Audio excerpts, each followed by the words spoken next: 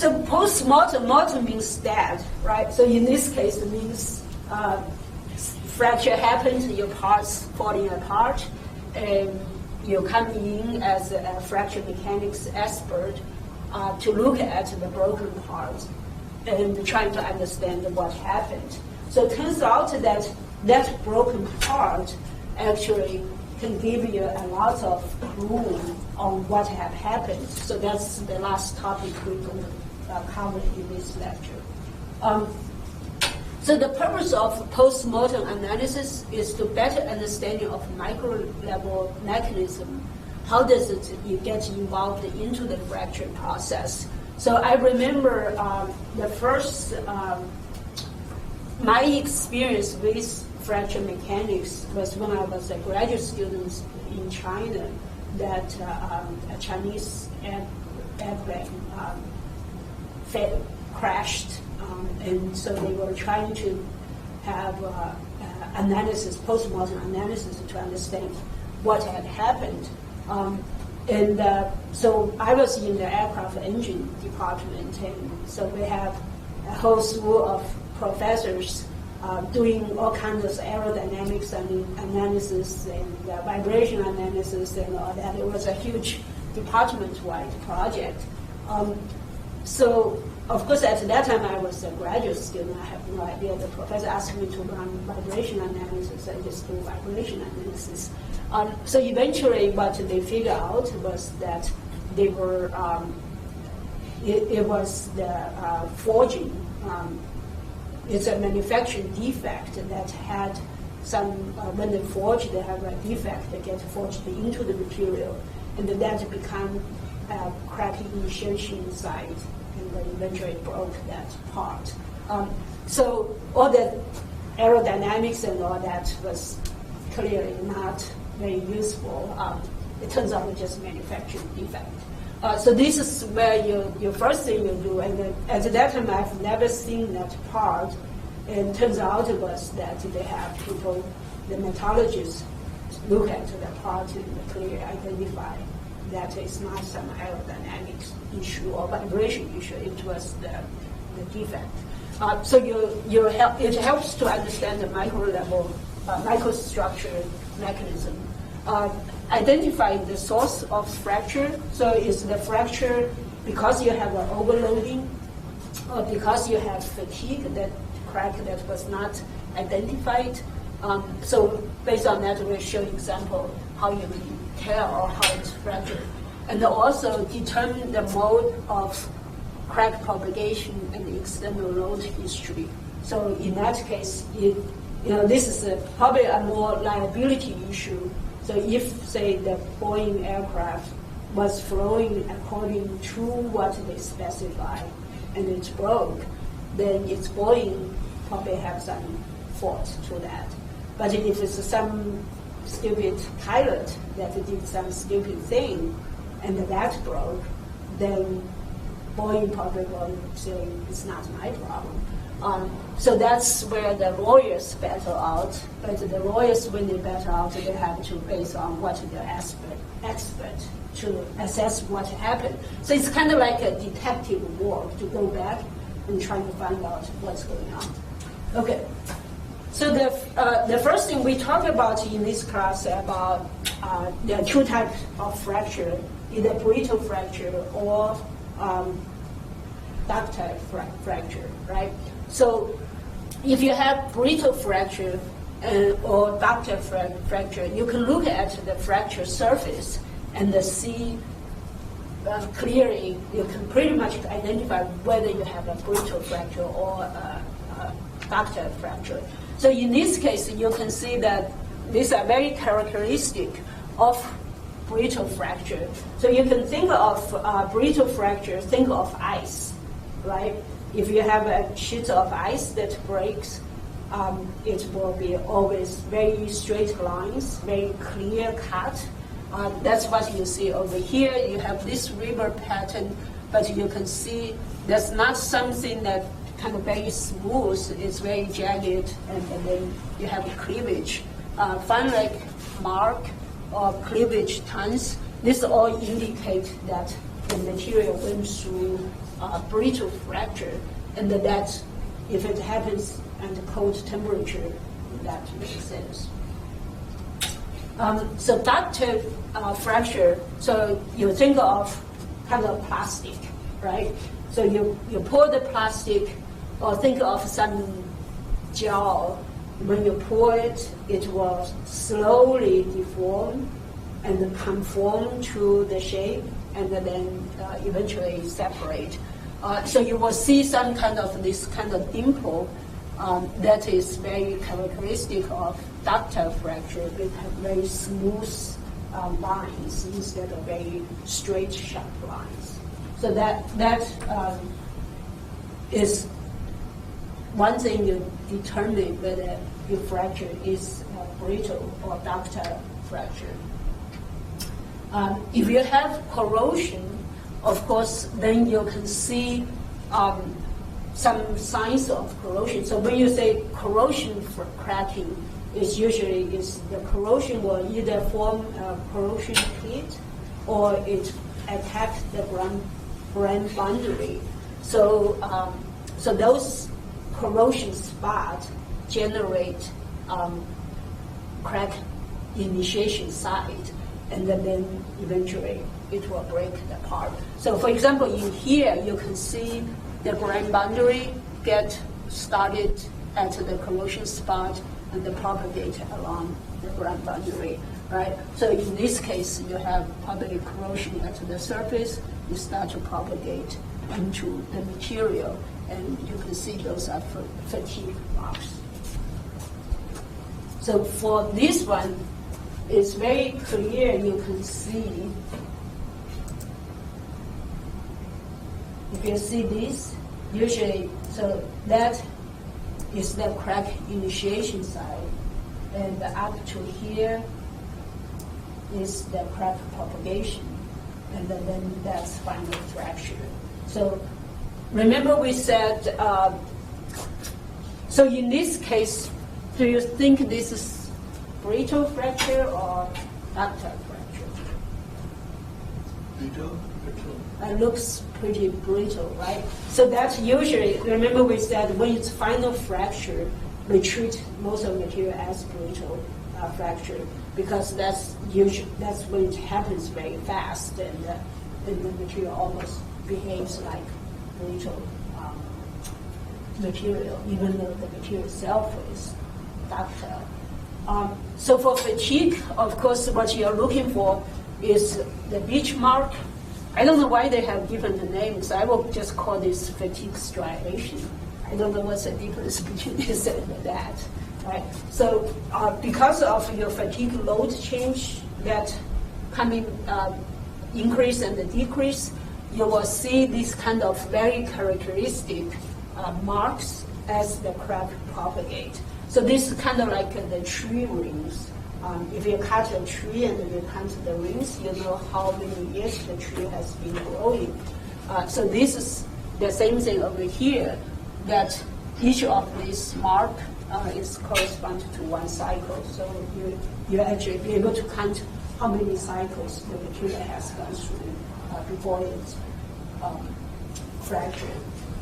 And of course, also the marks, the spacing also depends on the external load, right? So if you see the spacing is very uniform, then probably the load was constant amplitude. But if you see the space changes, that means the load is not. And also, if you have an overloading, you might see a static fracture jump. We'll see later. So in this case, for example, if you have this very very distinct fatigue striation, you can actually calculate what the delta K, what the external load would be. So you know the material, so you know C and N. You know how far the crack has propagated over how many cycles, right? So you take over here, this is all microscope image. So this, we counted the extension is 5 microns, and I have 7 of these striations. So I can calculate my dA and dN, dA over dN to, and then from that I can calculate my delta K. So I can actually inverse determine what is my load. For this class, we always kind of start with the load and calculate the dA and dN. So in this case, it's an inverse problem. We know the dA and dN from the fatigue striation, and then we inverse determine what is the delta K. Another thing you're looking for is this what they call the shear slip, which you can see is kind of like a 45 degrees. So that's where the shear force is the maximum. And based on that, you can estimate your plastic deformation zone, and then on that you can calculate what is your K. So usually this, you see this is when they have final fracture, right? And I had some sample I showed you guys that you can see at the final fracture, you actually have something like this. So based on that, you can actually calculate what is the load that at that point that break the sample. So what do you see, based on this, what do you see on this picture here? The picture is a little bit dark. It looks much better on the screen, on the computer screen here.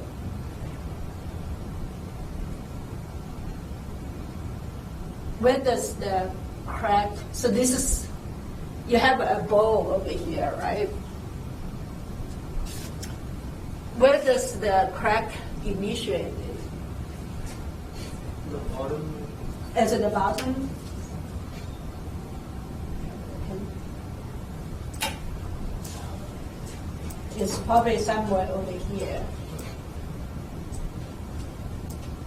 right?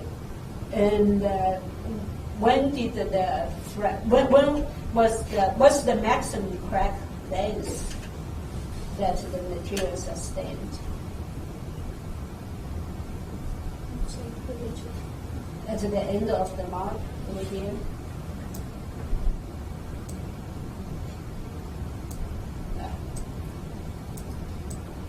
Somewhere over here. Right? You can see the slip over here. And that's the final fracture surface over here. So if we focus on the fatigue side, what can we say about the fatigue load?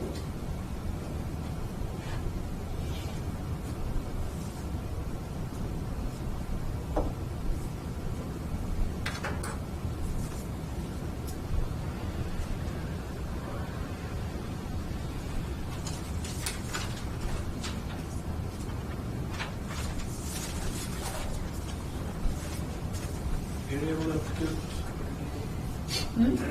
Variable amplitude spread. It's a variable amplitude. Why do you say that? The gap is different. The gap looks different, and also we kind of see this band over here. Probably you guys don't see it. I see it on the picture very clear. Seems the crack initiation side actually was maybe they were overloading, and so the crack actually initiated and propagated very quickly to this ring over here. So if you go back to the surface of this, you might be able to figure out what was the one that triggered this case.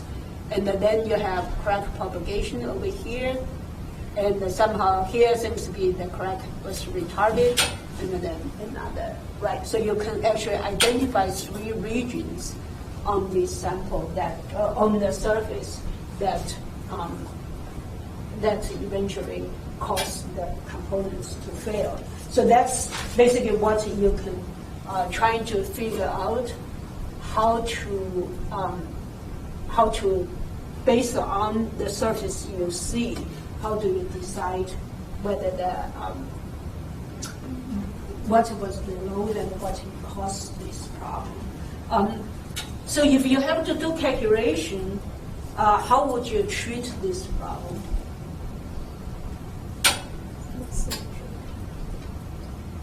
It's a symmetric.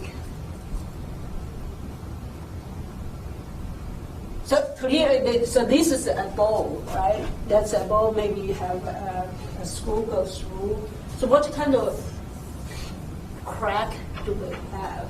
Do we have a through crack? During the fatigue period, do we have a through crack?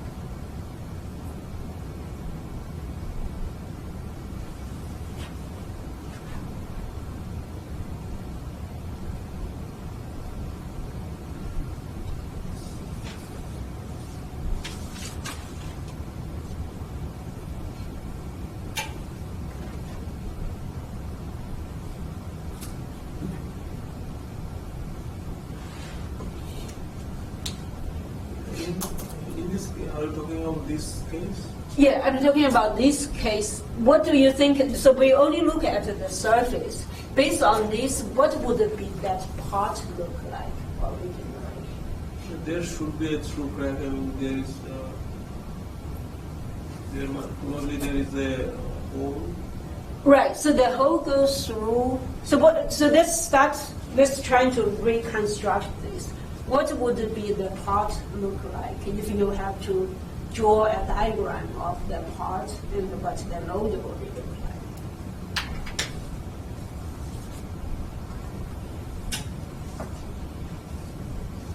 It will be a rectangle.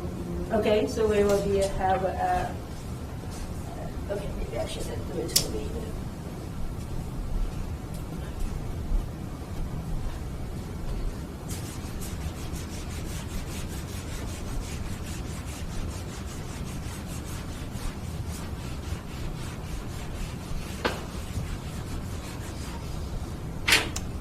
Okay, so we will have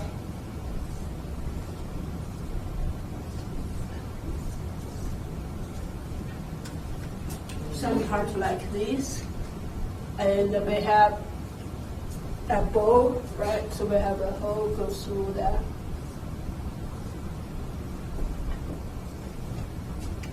It might be thin, might be thick. Okay. How is the load applied? Sigma y in y direction. Sigma y direction? Perpendicular to the top surface. Perpendicular to that's what. Okay, so. Okay, so where does the crack initiate? Near to the sides of the hole. To the edge over here, right? And so what we are looking at is, we have a different color.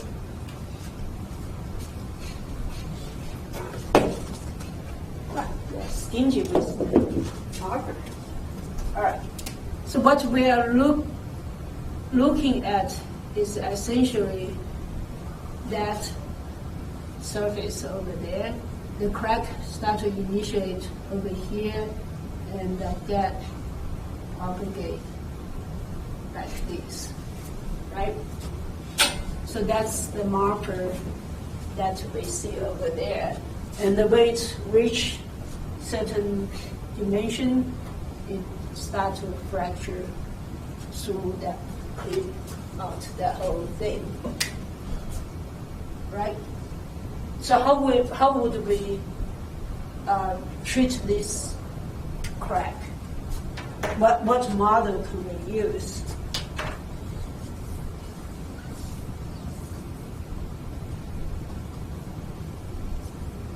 Little crack opening. So it's an opening mode 1 opening crack. Can we treat this crack as a through crack?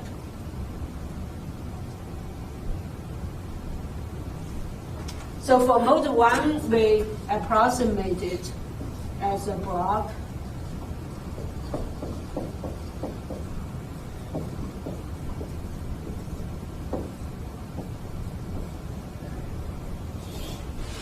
Right? So we treat it as a through crack. So do you think this will overestimate this or underestimate it in terms of K1?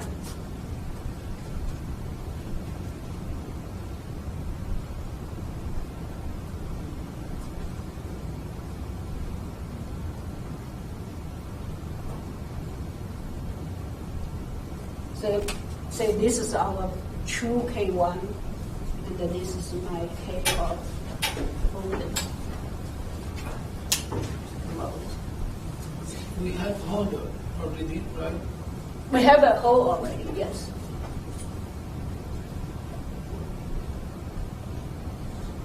Probably underestimate because there is a three-dimensional. Right, so this will be this is a three-dimensional problem. And if we reduce it to 2D and consider that surface to go through the whole width, will that be an overestimation or underestimation? So essentially, in this case, we are calculating my K1 over here, right? So that will be correspond to that point. And assume that is going through. So in this case, we have a crack into the material. So basically, we need to calculate really all the K. All along that might be a little bit different, right? So would that be over? So when I say overestimation, that means K1 is larger than that. Underestimation is this is smaller than that.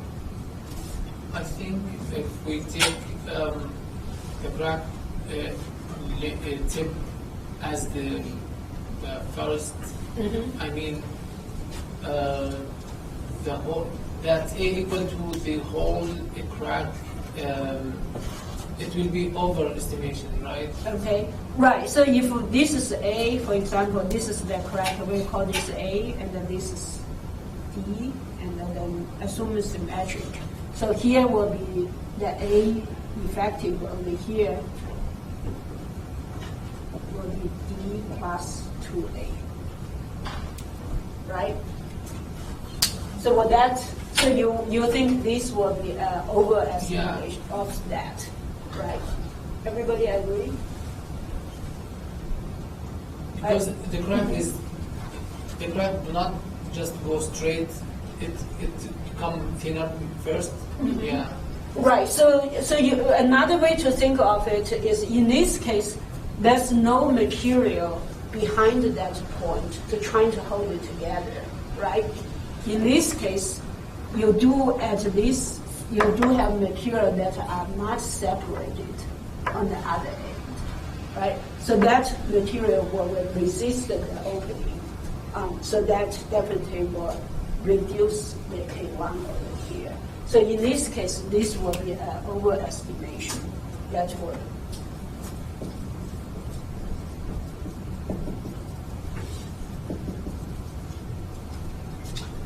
Okay. Now, so this gives us kind of the lower bound or the higher bound of K1. Can we find a lower bound of, so this clearly is an overestimation. What would be a good approximation of this problem?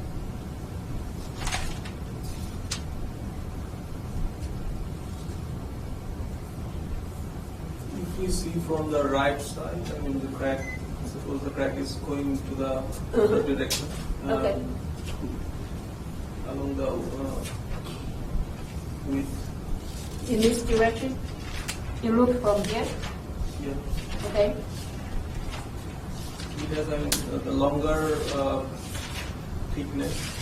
The crack needs to go a long way. Okay. So you're only looking at, you treat it as a edge crack? Yeah. Like that? Just Many people agree this will be approximate like that. where's the applying load? If we are looking this way, is it okay? The load is still going this way, right? The only thing is, in this case, that crack is breaking the surface, right? So that means this crack is come all the way to this surface, right? Because if I draw that, basically is, and that continues through the surface of that. Okay. So, did we have an equation for a 3D crack?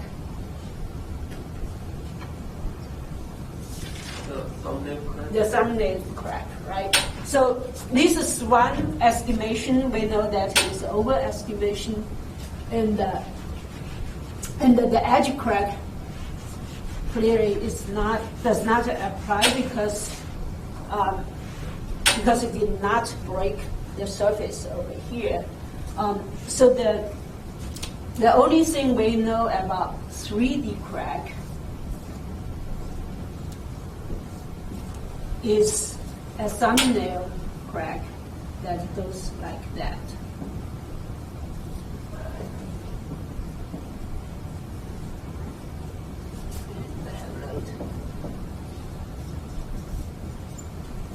Right?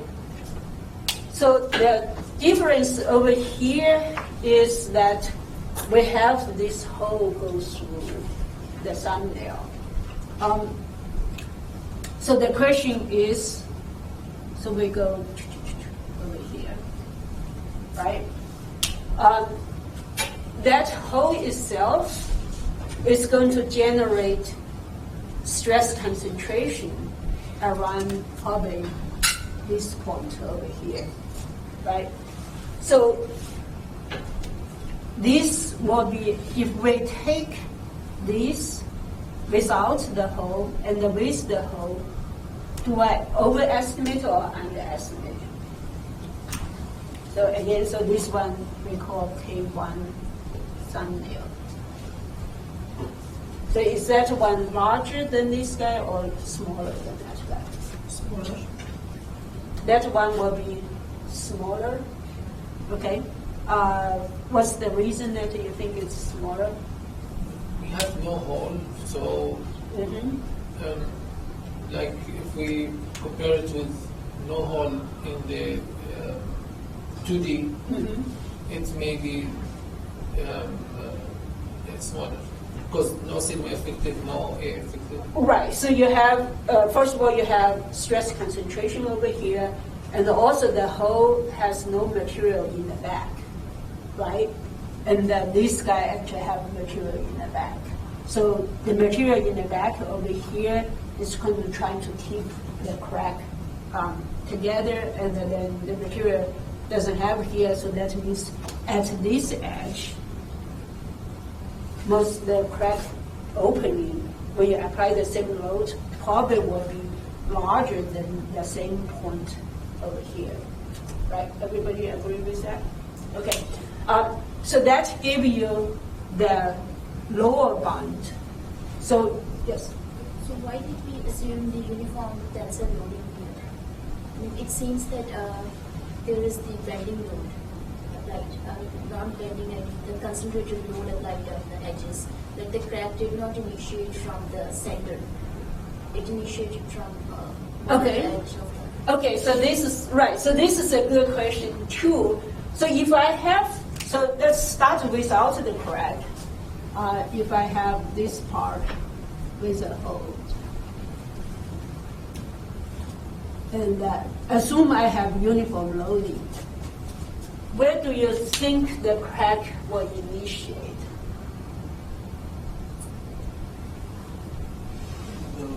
Right.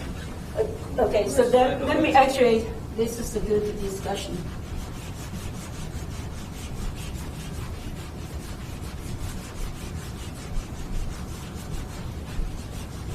So in this case, I draw it pretty thick.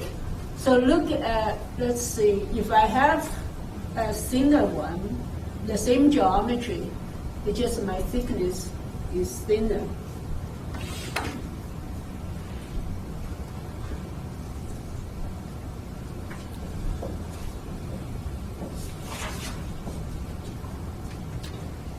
you think the crack initiation for these two cases will be different, and where, for each cases, where it's more likely you will see the crack? Same hole? Yeah, same hole. So the geometry is the same. The only difference is T1 and the T2. T2 is larger than T1, or much larger than T1.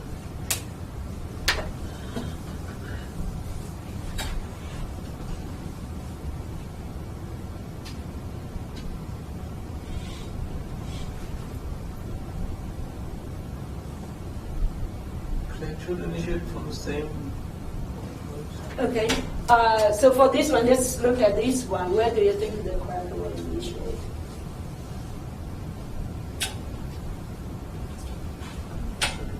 The plane parallel to the loading plane. Okay, so the plane over here, right?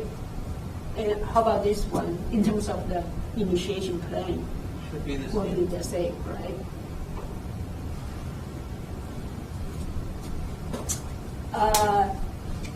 For this one, is it more likely to initiate over here or inside of the material?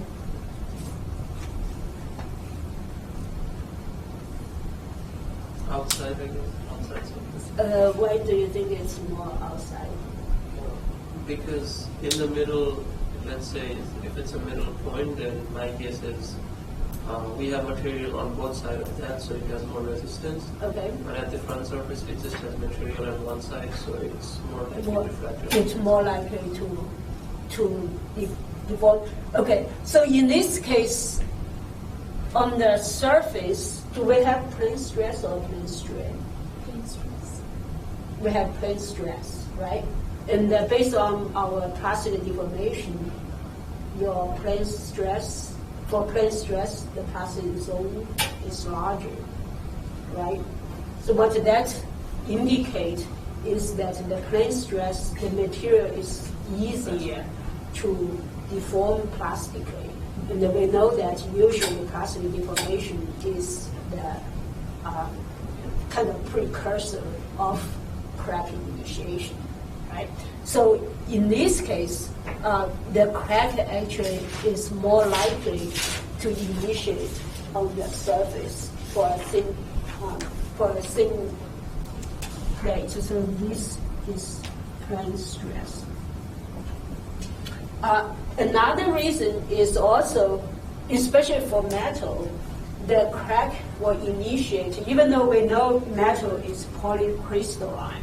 So when you look at crack initiation, it actually happens in the individual grain, right? So each individual grain have different strengths. So they are different based on the orientation. So in this case, if you look at along the thickness direction, you don't have a lot of grains, but around the edge, that circumference is larger, so you have more grains. So that means the probability that you have a weaker grain is more likely around this area, right? So that could trigger that crack initiation. So basically, if you have a thin plate in the plane stress, most likely your crack initiation will be on the surface. Okay. For this one, what do you think? Should be the same case. Should be the same case. What is different between this and this based on the reasoning I gave? Probably this one is in the middle. Right, so this one is plane strain, we know. But on the surface, on the very, very thin surface, we still have plane stress, right? So in that sense, we might still initiate on the surface. But because it's thicker, so that means if I look at the same strip over here, I would have much more grains now in that stress concentration region, right? I have lots more grains, and there's a grain that is weaker or there's a grain that have some defect, is more likely. So sometimes you will actually see grain, the cracking initiation inside the bulk of the material for thick samples. So if you do study on, if you look at the papers, there are a lot of discussion on cracking initiation in thicker samples, and the difference between thicker and the thin samples, because the stress state is different. So we just had a paper that submitted for review, and the review come back is the same thing, that we had a thin sample like this, and we were looking at the surface, and based on that we can predict where the crack initiate. So the review come back and say, how could you do that? Because the crack couldn't initiate inside of the ball. And in that case, because it's thin sample, that's the chance of detecting, the crack initiation on the surface is much more likely.